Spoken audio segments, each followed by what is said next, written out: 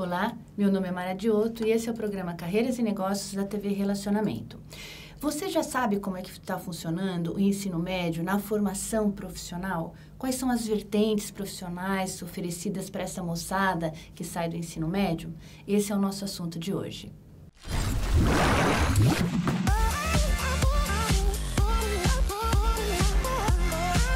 Hoje nós trouxemos para conversar conosco Shirley Pax, que nós já trabalhamos juntas no ensino superior, mas a Shirley foi por um caminho de especialização no ensino médio da formação profissional. E hoje nós vamos falar sobre isso. Antes de mais nada, Shirley, eu gostaria que você agradecer a sua presença aqui sempre, né? E eu gostaria que você se apresentasse mesmo e dissesse qual é a sua formação básica, né? Para que a gente possa conduzir a nossa conversa hoje. Legal, Mara. Muito obrigada por hoje estar aqui. Eu que agradeço. A minha formação básica é em comunicação social. E antes disso eu fiz magistério, né? Então minha mãe queria que eu fosse professora e eu sempre corri disso. E aí fui para a área de comunicação social, onde eu atuei em agências de publicidade, empresas multinacionais, nacionais, bem na área mesmo voltada para marketing, comunicação. Na área corporativa mesmo. Na área corporativa. Até que então, saindo uma vez fazendo treinamento, aperfeiçoamento de lançamento de produtos, eu via muitas pessoas dizerem, nossa, você manda muito bem, né, em treinamento, por que você não vai ser professora?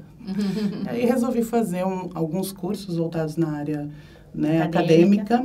Então, fiz metodologia didática do ensino superior, tutoria e conteudista, né, hoje voltado para o EAD, e aí fiz o mestrado, por fim, em educação profissional. Então, hoje eu estou há 15 anos já na educação profissional, já atuei no superior, em pós-graduação, mas o meu carinho sempre é para o nível médio, né? A educação profissional voltada para o nível médio. E é um público muito específico mesmo, né? Muito específico. Tá no momento de vida complexo, você para trazê-los no colo, porque eles precisam mesmo de uma orientação de que caminho seguir. E antes de falar até do perfil e do comportamento desse público, eu queria que você explicasse um pouco, especialmente na sua área, né, de formação profissional, como que está essa grade, essa composição de cursos. Então, o ensino médio, né, em si, ele passou por algumas mudanças. A partir do ano de 2017 já se instituiu no novo modelo, né, da base comum ali de currículo, e hoje ele atende aí a 5 modalidades diferentes. Então, nós temos o ensino médio propedêutico, aquele regular que a gente já conhecia, sem nenhuma intervenção do ensino profissional. Nós temos o ensino médio integrado ao ensino técnico, que é aquele que o aluno fica 2 períodos na escola, ele almoça dentro da escola.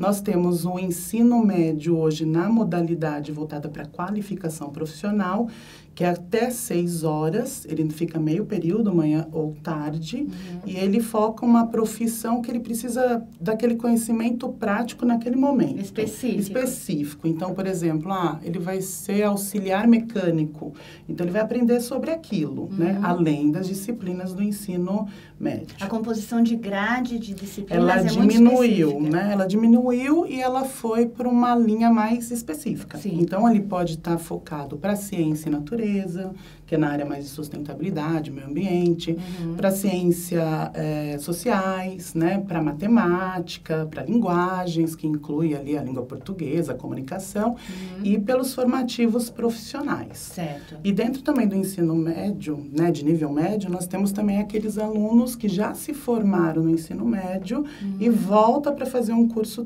modular só de técnico, para se requalificar, para voltar para o mercado de trabalho. E qual a diferença desse curso para um curso de nível superior, por exemplo? De alguém que já fez o ensino médio e que, de repente, procura uma faculdade. Ao invés de procurar uma faculdade, ele procura outra formação técnica. Sim, se você pegar os 2 cursos e comparar, né? O superior, muitas vezes, o aluno vem direto do ensino médio, sem a preocupação. Claro, ele tem uma preocupação futura com o profissional, mas ele vem direto do ensino médio. No técnico, o aluno ou está cursando o ensino médio, ou ele já cursou e ele faz essa especificação técnica e ele está olhando para o mercado. Ou ele está dentro do mercado e precisa dessa qualificação e por isso ele vai procurar, né, esse profissional, essa área que vai trazer esse conhecimento específico para a área que ele quer. Eu vejo o aluno mais decidido no ensino técnico, né? Aquele que já tem uma visão, mesmo que muito jovens, às vezes, 14, 15 anos, mas já sabe que precisa trabalhar, precisa ajudar em casa, precisa montar o seu negócio, ele tem aquele sonho, né? O ensino superior, muitas vezes, ele faz porque ele... Ainda não se encontrou. Seguir, não se encontrou. É um perfil de não se encontrou ainda? Eu acho que sim, ainda mais voltado nessas gerações atuais. Eu raramente, né? Como professora, eu raramente dou aula para primeiros anos. Sim. Né? Eu voltei a dar aula esse semestre, gostei. Legal. Eu peguei uma turma fiquei muito feliz. Mas é muito difícil. É difícil. Eu pegar primeiro, porque eles estão muito inseguros ainda do que fazer. Eles decidiram, às vezes, a carreira sem saber direito, né? O que gostariam de fazer. Talvez em casa não tiveram esse direcionamento. Sim. Ou nunca foram instigados para o trabalho, né? Já no ensino técnico, mesmo sendo no nível médio, aquele que está cursando inicialmente o nível médio, a partir do primeiro ano, 14 anos, eles já tiveram uma base familiar que impulsionou essa decisão, né? Então, por exemplo, o pai pode ter um micronegócio e falar, filho, vai lá fazer um curso técnico de nível médio, se forma lá em administração para me ajudar, ou em ciências contábeis, né? Então, isso é bastante curioso, né? Prepara melhor o aluno. Tanto é que quando eu dei aula no superior e quando eu encontrava alunos que vinham de uma formação técnica de nível médio, ou que fez o curso médio junto com o técnico, ou que fez posteriormente, né, o curso técnico, eu achava alunos, assim, muito melhor preparados do que só com o ensino superior. Entendi. Em termos de tudo, né, de eu acho que ela visão de pela própria mundo. Determinação mesmo, Pela né? Pela própria segurança do caminho que quer seguir. Sim. Isso e aquelas faz uma baita diferença. Nossa, mesmo. faz muito. E até, por exemplo, na concepção ali do dia a dia do superior, né, ele algumas disciplinas ele já viu, né, lá no ensino técnico, e aí ele tirava de letra, né? Para ele não era novidade. E qual é o perfil, né, desse aluno? Tem alguma característica muito específica entre essas divisões do ensino médio? No ensino médio, né, que carrega lá o propedêutico, que hoje está passando por uma reformulação de quantidade de horas, né? Então, um curso de ensino médio, que antes era de 3.000 horas, hoje ele pode chegar aí a 2.400, 1.800, dependendo da qualificação. Redução, né? Da qualificação profissional. Por isso que existe essa reação negativa. Negativa, até porque você reduz, né, também professores, né, em sala de aula, você tem essa discussão hoje e disciplinas, né, muitas disciplinas o conteúdo programático fica cada vez menor, então, fica menor, mas ele vai ter a visão de mercado, né, então ele vai ter menor a visão e mais específico. Mais específico, ele vai escolher de acordo com a sua aptidão também, né. Então, por exemplo, se ele não é um aluno que vai muito em números, né? A gente tem bastante esse caso. Ele é melhor na expressão, na comunicação. Então, ele vai escolher, dentro do ensino médio, uma formação profissional, né? Voltada para a sua aptidão. É melhor do que ele ter um desenvolvimento naquilo que ele não gosta de fazer, né? Fica ainda frustrado em ter que cumprir uma carga horária que não lhe apetece, né? Não lhe traz motivação. Não vai ser produtiva para ele. Não vai ser produtiva, ele só faz porque o ensino universitário obriga ele a passar no vestibular e tem aquele conhecimento básico de vestibular. Tá. Então, dentro da característica da educação profissional, esse novo ensino médio, ele está focado para o aluno, principalmente na nossa economia brasileira, ele ser um aluno participativo no mercado, desenvolver mercado. Bom, se a gente pensar nesse sentido, conclui-se teoricamente que ele estaria mais feliz. Mais feliz na sua profissão. Lembrando que essa nova modalidade não exclui o ensino médio regular. Aquele ainda totalmente propedêutico para o aluno que queira seguir a sua profissão, né, se formando numa universidade, seguir carreira científica, né, não necessariamente entrando para o mercado de trabalho. Agora, a gente, com o novo formato de ensino médio, a gente inclui mais a sociedade, né, profissionaliza mais essa sociedade a partir do nível médio para o mercado de trabalho.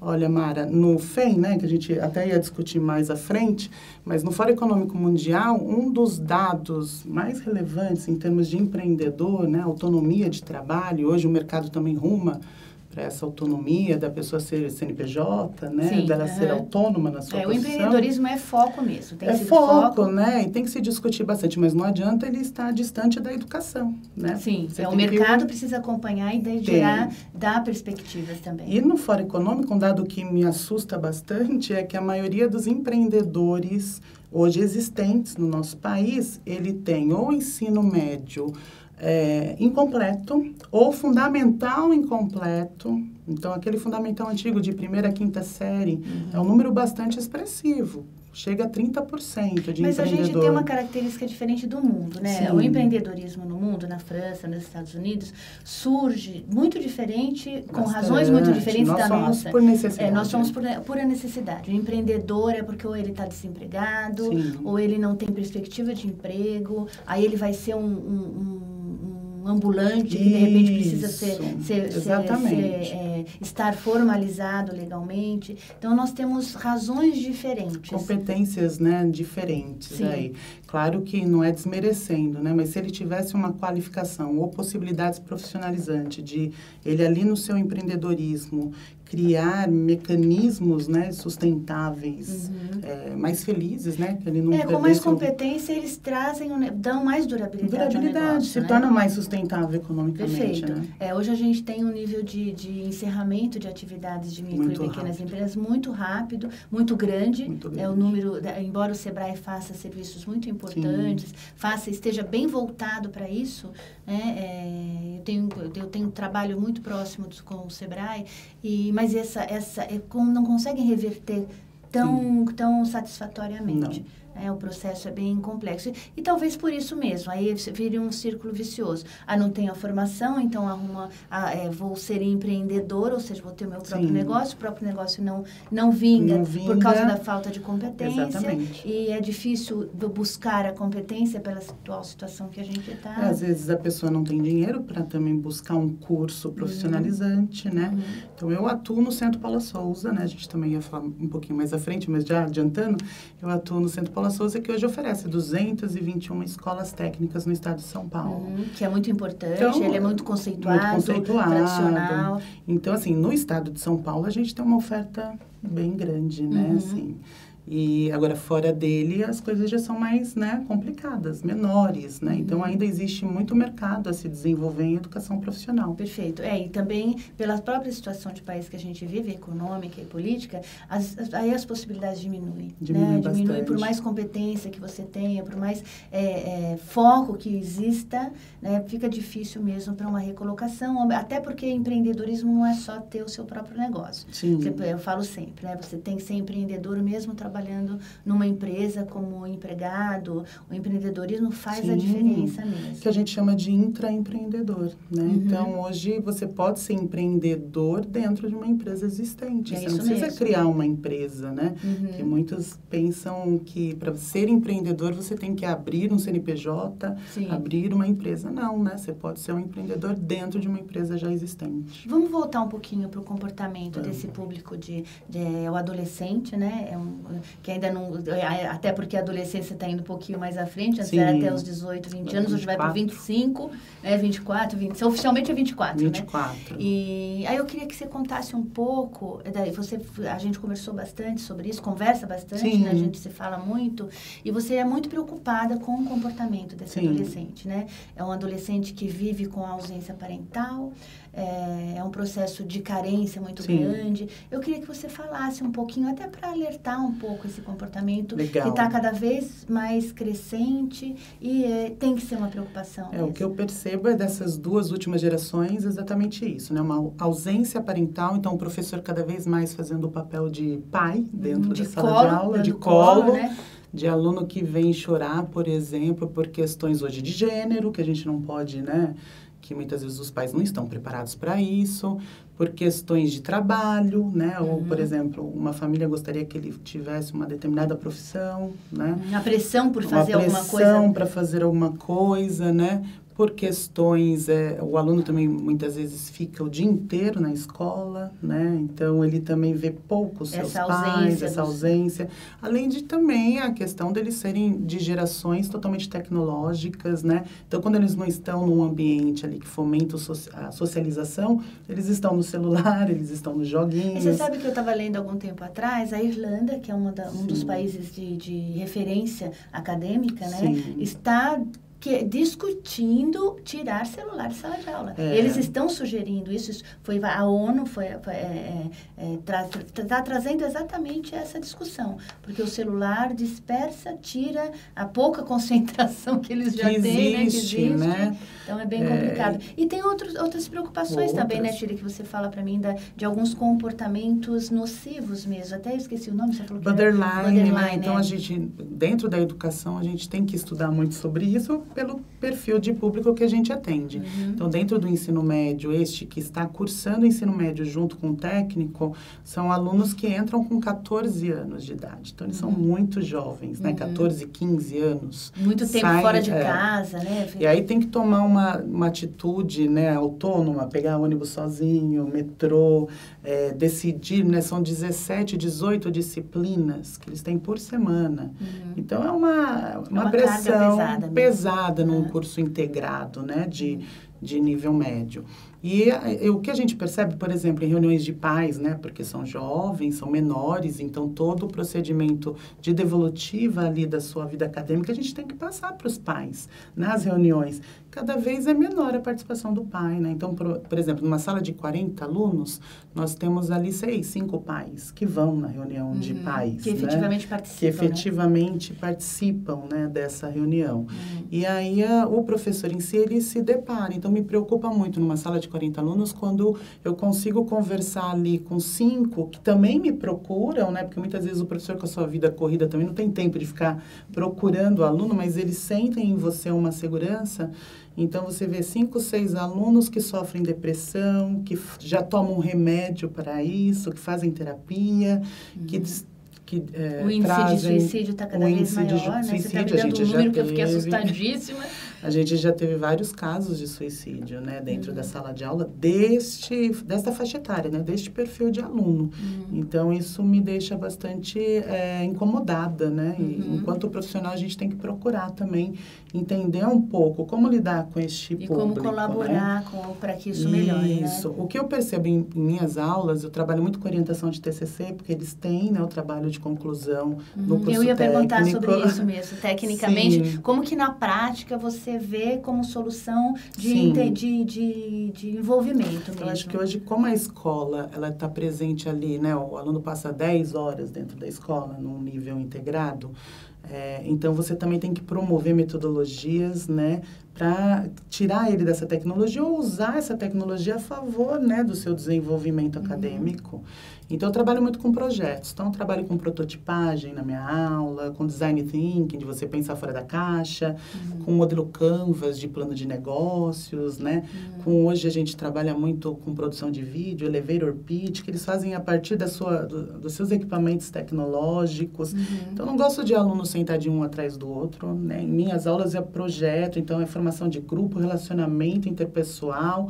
E eu vejo que isso também eles têm uma dificuldade bastante grande, né? Relacionamento interpessoal. Toda vez que eles precisam socializar, quando eles saem do virtual, né, para ir para o real, eles têm uma dificuldade muito grande. Que eles têm que se personificar, né, mostrar quem eles são de fato, eles têm uma dificuldade. Essa vida mesmo. É muito maior o número de grupos menores hoje do que grupos maiores. Antigamente você via assim, todo mundo queria fazer junto. Né? Hoje você tem ali TCCs numa sala de 40, que tem às vezes 10, 12 TCCs, e antes a gente fazia em grupos de 8, 10 pessoas. Não, e o trabalho dobra, né? Dobra. Para o professor em orientação, interminável. Eu nunca lidei com esse público, né? Mas o trabalho de orientação de TCC no nível superior é trabalhoso. Eu imagino com vocês, com tantos grupos para ser orientado. E no nível técnico a gente pede ali, não é só uma monografia, né, um trabalho escrito, mas que eles mostrem uma ideia a negócios. Então, geralmente, eles trabalham com workshop, com apresentação,